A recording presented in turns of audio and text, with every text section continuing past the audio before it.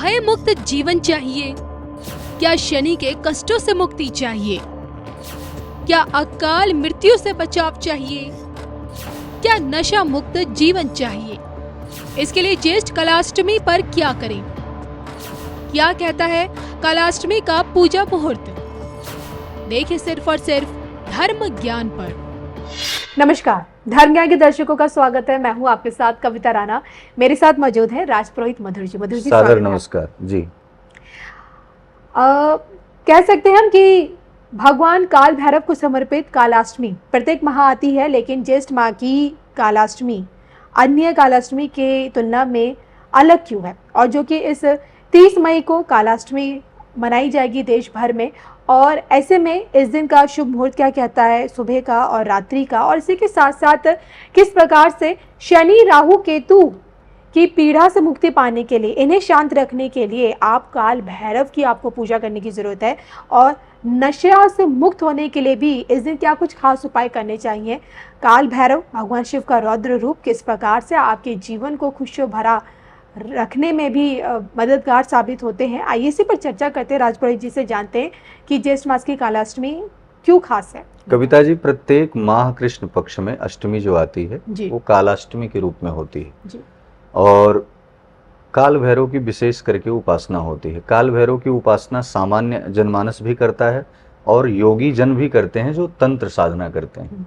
तो दो परिस्थितियों में होती है, लेकिन वस्तुतः ये ज्येष्ठ मास जो इतना पवित्र मास आया है, अब इसमें अभी मंगलवार चल रहा है, ऐसे में शनिवार भी चल रहा है, ऐसे में ये कालाष्टमी भी आ रही, तो इस बार बेहद महत्वपूर्ण है। कालाष्टमी का जो पूजन का समय है वो प्रातः 11:43 से शुरू है 30 मई को, और 31 मई को सुबह 9:20 पर ख़त्म हो रही है। अब ऐसे में आम जनमानस आप दिन में कभी भी भगवान काल भैरव की उपासना पूजा पाठ कर सकते हैं, लेकिन जब आप कोई तंत्र साधना की तरफ आप बढ़ते हैं, आपके जीवन में किसी प्रकार का कोई तांत्रिक प्रयोग है, आप नकारात्मक ऊर्जा से बहुत घिरे पड़े हैं, तो उसके लिए अलग मुहूर्त है। वो निशीथ काल का जो मुहूर्त है, वो रात्रिकालीन अर्धरात्रि वेला का जो मुहूर्त है, वो 11:58 से लेकर के 12:29 तक है। ये 30 मई को ही 11:58 से रात्रि में और 12:29 तक इस मुहूर्त में आप भगवान काल भैरव की उपासना करके अपने तंत्र गतिविधियों को, अपने तांत्रिक शक्तियों को बहुत मजबूत कर सकते हैं, अपने ऊपर किए हुए तंत्र का काट कर सकते हैं, किसी भी प्रकार का पूजन कर सकते हैं, जिससे आध्यात्मिक तरंगों में एक नई ऊर्जा का प्रवेश हो सकता है।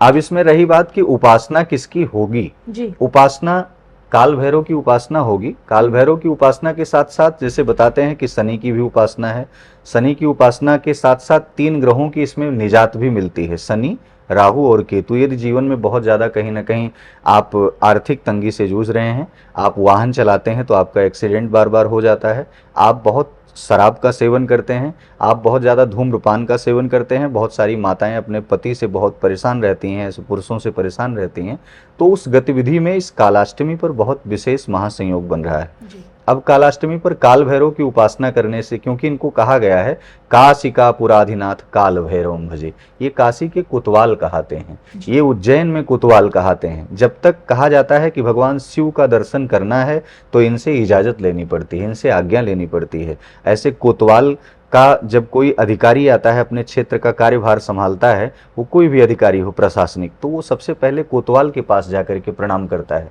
कि मैं आपके क्षेत्र में, क्योंकि काशी के ही नहीं, ये अपितु संपूर्ण विश्व के कोतवाल हैं और ये सबकी रक्षा करते हैं अर्धरात्रि में और दिन में, हर जगह हर क्षण। तो ऐसे में राहु केतु शनि के तीनों ग्रहों की शांति के लिए, तीनों ग्रहों की अगर आपके जीवन में, आपकी कुंडली में या काल सर्प दोष जैसी परिस्थितियां आपके जीवन में बन रही हैं, तो वास्तव में कालाष्टमी के दिन आपको सूक्ष्मोत पूजन करना चाहिए। सूक्ष्मोत पूजन में आप खास करके जैसे कि भगवान काल भैरव का, शनि का अगर आप पूजन कर रहे हैं तो आप हल्दी रोली, चंदन, अबीर, गुलाल, धूप, दीप, नैवेद्य आदि चीजें तो समर्पित ही करें, लेकिन काल भैरवाष्टकम एक स्तोत्र है। देवराज्य से विमान पावना घृपंकजम व्याल यज्ञ सूत्र मिंदु शेखरम कृपाकरम नारदादि योग वृंद वंदितम दिगंबरम काशिका पुराधिनाथ काल भैरवम भजे। तो आप इस स्तोत्र का गान, पाठ, गायन कर सकते हैं। नहीं पढ़ सकते तो सुनिए, आप उसे मोबाइल फोन में चला करके आप उसे श्रवण कर सकते हैं, अपना ध्यान केंद्रित कर सकते हैं। खास करके इस कालाष्टमी पर एक महासंयोग, इसका लाभ उन माताओं को लेना चाहिए, उन पुरुषों को लेना चाहिए जिनके जीवन में बहुत ज़्यादा नशा करने की एक लत लग गई है, बहुत व्यभिचार की लत लग चुकी है, बहुत सारे गलत मित्र उनके जीवन में आ चुके हैं। वो उपाय कैसा है?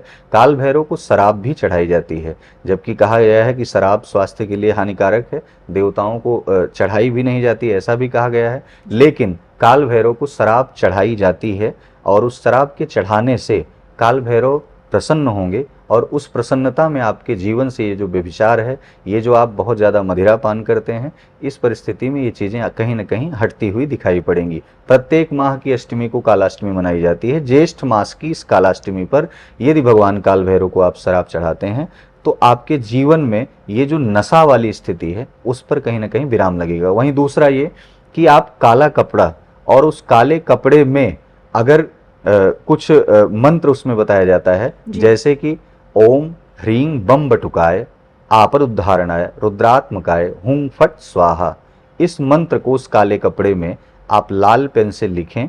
ओम ह्रीं बम बटुकाय आपद उद्धारणाय रुद्रात्मकाय हुं फट स्वाहा, इस मंत्र को लाल पेन से काले कपड़े में लिख करके आप काल भैरव को अगर समर्पित करते हैं तो उन माताओं के जीवन में जो अपने पति से बहुत ज़्यादा परेशान हैं, परिस्थितियां विपरीत होती जाती हैं और वो उनका कहना सुनना नहीं मानते, नशा में ज़्यादा रहते हैं, वो उनके जीवन से नशा कहीं ना कहीं बहुत दूर चला जाएगा और उस परिवार में एक खुशी की तरंग आएगी।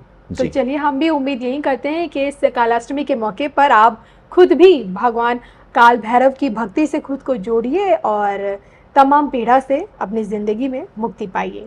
इसी के साथ मुझे और राजपुरोहित मधुर जी को हम दोनों को दीजिए इजाज़त। नमस्कार।